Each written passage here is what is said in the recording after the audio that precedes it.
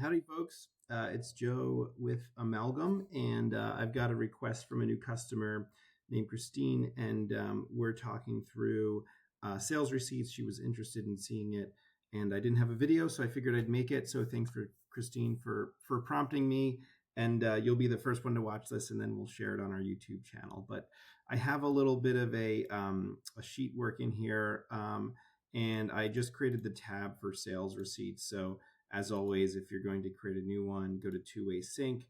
And then I selected my QuickBooks Online, and then just down here into sales receipts, I clicked that and it created for me. So I'm here. I've got my trusty ABC Widgets company, and it's pretty straightforward to create sales receipts. So obviously you'll need a date. I'll just use the today function or whatever here. And so, we can have a couple sales receipts. What account is getting it deposited, right? Where are we receiving the cash?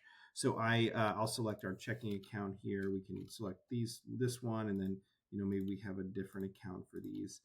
And then which customer is it coming from? I can select that. So this will be Duff. This will be Dunder Mifflin. Let's say was basically Space Sprockets. Guys, I like to have fun with all this kind of stuff of like, maybe I'll be the customer for that one, and then wings. There you go.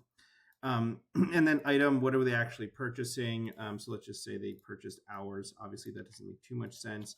I can have my description here, pull that down, and then obviously unit price, quantity, and amount. And so let's just say I've got 5 hours of each, and then they are $25 a pop. There you go. And if I wanted a SKU, I can add in the SKU there as well. But pretty simple, pretty well aligned.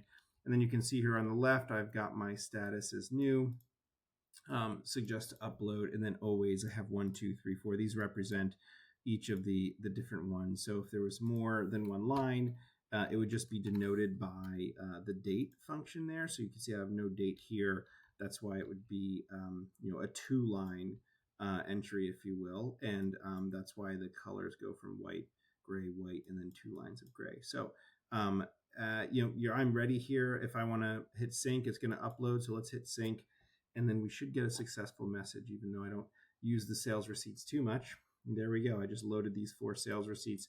They exist in my QuickBooks now, and so that's where they would show up. So there you go. There's a little rundown of the sales receipts.